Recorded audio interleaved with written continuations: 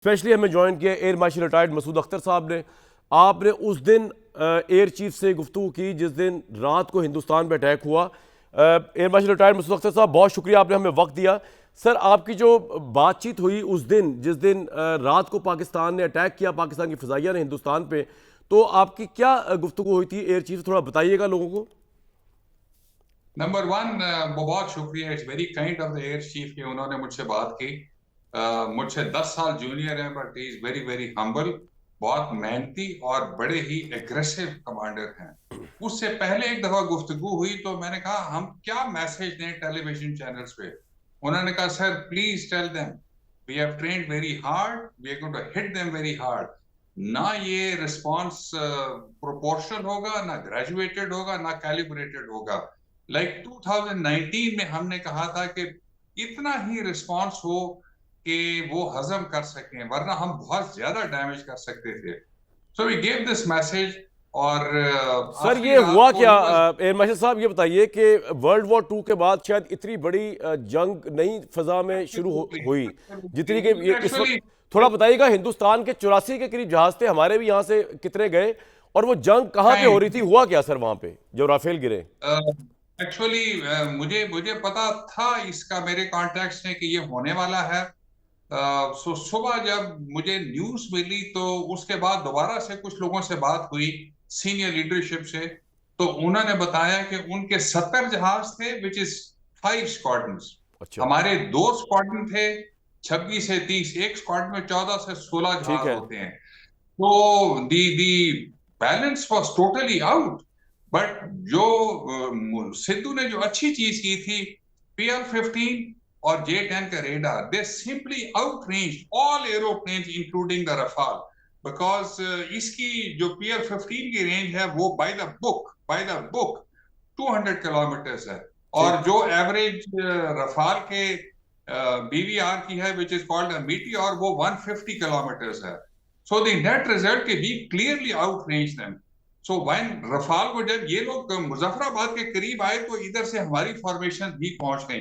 Otherwise वो शायद launch करके अपने वेपन वापस मुड़ के चले जाते, and they would have said victory victory victory. But हमारे लोगों ने कहा कि हम छोड़ेंगे नहीं। सो ये जैसे ही पहुंचे तो आई थिंक पहला BVR जो है ना, वो फौरन जब लॉन्च हुआ तो they had no choice but to give combat. जब रफाल को आउटरीच कर दिया तो बाकी आई तो वुड हमने से राफेल सिटिंग को डक। किस तरह हिट किया? रफेल को वेरी सिंपल, जब उसका मैकेनिज्म है कि J-10 के रेडार ने पिक किया, जो कि बड़ा ही काबिल है, उसकी रेंज ज्यादा है। और उसके बाद जब उसने PL-15 लॉक किया तो वो फायर किया। उसको इनिशियली गाइड करता है रेडार, एंड इवेंचुअली उसका एक छोटा सा रेडार है दैट टेक्स ओवर, एंड वो लॉक ऑन कर दे तो that is the no escape zone. So जब वो पहुंच गया तो that shot the first Rafale. अच्छा एंड 3 और किए। आज तो खैर वो उनकी लिस्ट भी आ गई है, कहाँ कहाँ रैकेज गिरे, सर, ये उनके क्रू हिंदुस्तान कहाँ। के पायलट्स जो थे वो उनकी कम्युनिकेशन भी हमारे पास आ गई हुई थी, इससे भी हमें बड़ा फायदा हुआ उनको राफेल गिराने का। कम्युनिकेशन तो एक्चुअली कोई और जहाज मॉनिटर कर रहे थे, दैट ठीक आई है। Also no. But the fact के रफाल जो है दैट वाज फार इंफीरियर। अब याद रखिए कि जब रफाल इन्होंने इंडक्ट किया तो they had a choice, super hornet F-18 लेना था या ये लेना था। ठीक है। So they made from their side the best selection. Sidhu made his best selection, जो J-10 अनट्राइड था। And I think next morning the Chinese defense attaché, he rushed to GHQ अच्छा अच्छा, एयर मार्शल साहब, and he ये said, बताइए, पाकिस्तान के जहाज हिंदुस्तान की फजाइया में जाए बगैर हमने उनको गिरा दिया? हम उनकी फजाइया में नहीं गए हम? absolutely. We stayed this side of the yellow sea, they stayed that side. एक और चीज मैं बता दूं कि यहाँ पे उनका प्राइमरी हमारा जो वेपन सिस्टम वो J-10 था, नंबर 2 F-16 था। जी। साउथ में भी उन्होंने प्रोबेबली J-10 और ब्लॉक 3 रखा हुआ था। साउथ वाली जो अपोजिशन थी, Sidhu pulled it back, because उधर अगर जहाज गिरते तो अक्रॉस इंटरनेशनल बॉर्डर होना था, उसकी इम्प्लीकेशंस थी। सो ही सेड मेरी मेन बैटल यहाँ पे होगी, and he was very successful. मैंने उससे पूछा सिद्धू साहब से, मैंने कहा sir how did you protect your aeroplanes against S-400, the best air defence system of the world?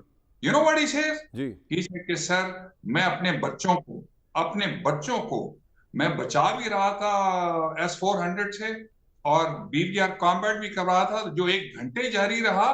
50 से 70 BVR फायर हुए। तो मैंने कहा सर, जब आपने कह दिया मेरे बच्चे, तो दैट सेज इट ऑल कि आपने उनकी तरबियत अच्छी की, हार्ड ट्रेनिंग की, and when the balloon went up, you tried to protect them in all kinds of ways. So net result, हमारे सारे जहाज वापस आ गए। उनके सर 5 ये रैकेट जो है, पाकिस्तान का जो हमला हुआ है हिंदुस्तान पे, इसमें एक भारतीय 3 स्टार जनरल भी सुना है बाल बाल बच गए थे, ये बात सही है? मरते मरते। ये 2019 की बात है, जो जो मुझे मेरा इल्म है। बिकॉज राजौरी में जब हमने अटैक किया, तो 2019 में? हम 2019 में, बिकॉज अच्छा ये अच्छा जो अच्छा अच्छा। राजौरी वाला हेडक्वार्टर था, उसका फिर आखिर में हम रेटिकल दूर ले गए, 3-4 सर उसको छोड़ किलोमीटर। देते हैं। अच्छा मुझे बताइए, इंडिया ने 12 मिसाइल पाकिस्तान की तरफ फेंके, लेकिन हमने सुना है उसकी डायरेक्शन भी चेंज कर दी, उसके बारे में थोड़ा बताइए, क्या किया, वो किस तरह किया हमने? आई थिंक जो खुशाइन बात, जो ओवरऑल मैं बात करना चाहता हूं, कि army chief, air chief, naval chief, for a change, unlike the last 3 war, they were on one page 24/7। Meeting करते थे हर इवेंट के बाद, हर इवेंट से पहले टेलीफोन पे बात होती थी। CGS और DCS ऑफ्स बात करते थे। अल्लाह करे कि ये कोऑर्डिनेशन इकट्ठी हो जाए। So they together fought the war of SSMs, they together fought the war of the drones। और जो लॉइटरिंग मुनिशन थे, 90% से ज्यादा ड्रोन्स उन्होंने डीएक्टिवेट कर दिए हवा में। अच्छा। उनकी डेटलिंग काट दी, उनका स्पूफ कर दिया GPS। सो जो बाकी टारगेट पे पहुंचे, उनको गन के सर साथ माय निकाल लास्ट दिया। क्वेश्चन, हमने S-400 जो का दिफाई निजाम है, वो आई थिंक आदमपुर में लगा हुआ था, उसको किस तरह हमने स्ट्राइक किया और स्ट्राइक करके उड़ा दिया? वो तो बड़ा मुश्किल से, किस तरह किया, कितना स्ट्राइक किया? कि 2 बैटरीज थी, एक बठिंडा की तरफ पास था शायद, और एक आदमपुर के ऊपर, जिसके करीब कॉम्बैट हुआ। So when they fired the SSMs, there was no holds barred, the gloves were off. सो हमारे जहाजों ने आके स्टैंड ऑफ ब्लॉक 2 ने स्टैंड ऑफ रेंजेस के साथ अपने मुल्क के अंदर अबाउट 150 किलोमीटर से ये मिसाइल मारा, जो कि हाइपरसोनिक मिसाइल है। हाइपरसोनिक। एंड आई थिंक वो अभी तक तिलमिला रहे होंगे, because they have no answer for the Chinese technology as of now. एक था कि हम कहते थे खिलौने नंबर 2 है, उनके जहाज नंबर 2 है। बहुत शुक्रिया air marshal retired Mustafa Akhtar साहब, आपने बहुत आउटस्टैंडिंग बात की। सबसे जबरदस्त बात यह थी कि army chief, air chief, navy chief, ये तीनों कोई 48 घंटे तक एक पेज के ऊपर थे। सुपर्ब कोऑर्डिनेशन थी, और हिंदुस्तान भी हैरान था कि फजाइया, ऊपर से नीचे से आर्म फोर्सेस के मिसाइल्स, इनकी जो एक्सेप्शनल कोऑर्डिनेशन थी, उसने टोटल आउट क्लास कर दिया हिंदुस्तान को।